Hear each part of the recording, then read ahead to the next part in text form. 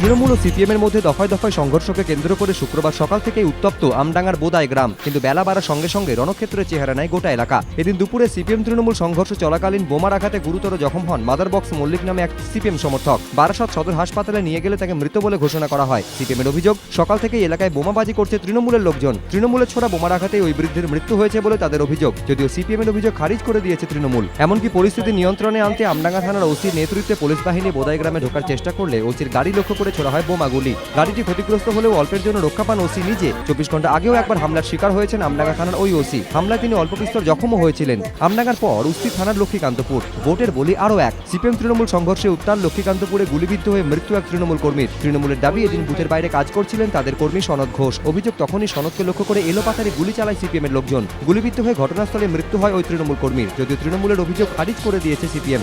মৃত্যুর খবর দক্ষিণ 24 পরগনার জীবনতলার ঘুটিয়ারি শরীফ থেকেও। এদিন বিকেলে স্থানীয় একটি পুকুর থেকে উদ্ধার হয় সোমনাথ মুখোপাধ্যায় নামে এক যুবকের দেহ। পুলিশ সূত্রে খবর, একটি রাজনৈতিক দলের পোস্টার ছিঁড়ছিলেন সোমনাথ। অভিযোগ, তখনই কয়েকজন যুবক এসে তাকে মারধর করে পুকুরে ফেলে দেয়।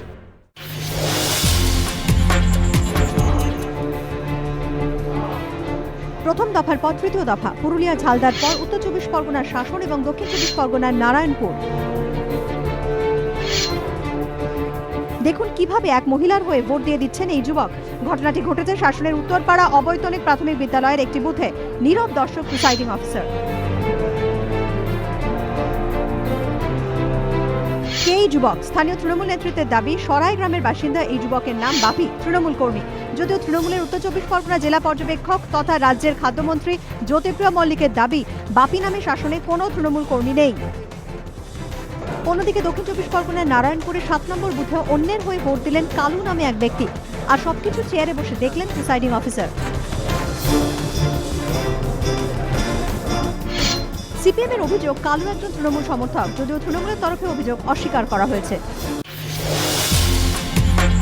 সকালবেলাতেই ভোট ঘিরে রীতিমতো উত্তপ্ত হয়ে উঠল হাওড়ার পাঁচলায় মধ্য ধুমকি প্রাথমিক বিদ্যালয়।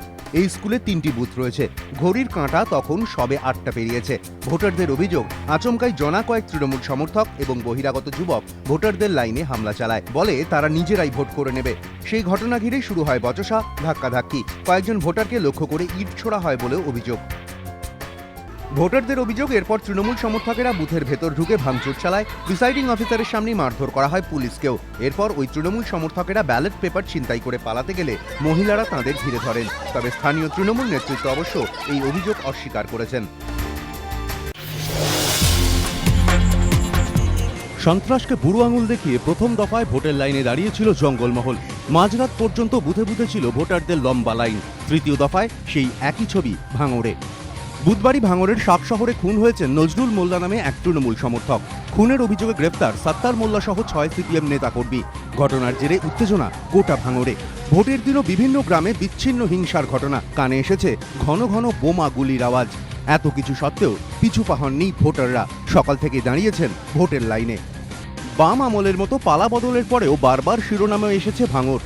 খুন, হামলা, পাল্টা হামলা। প্রচার পর্ব থেকেই দফায় দফায় উত্তপ্ত হয়েছে বাঁওতা, মল্লিকপুর, বাঁকড়ি সহ একাধিক গ্রাম। কিন্তু ভোটের দিন অন্য ছবি। ভয়কে জয় করে গণতন্ত্রের উৎসবে সামিল ভাঙড়। যদিও বিরোধীদের অভিযোগ, অধিকাংশ বুথেই প্রার্থী দিতে দেওয়া হয়নি তাদের। অভিযোগ মানতে চায়নি শাসক দল।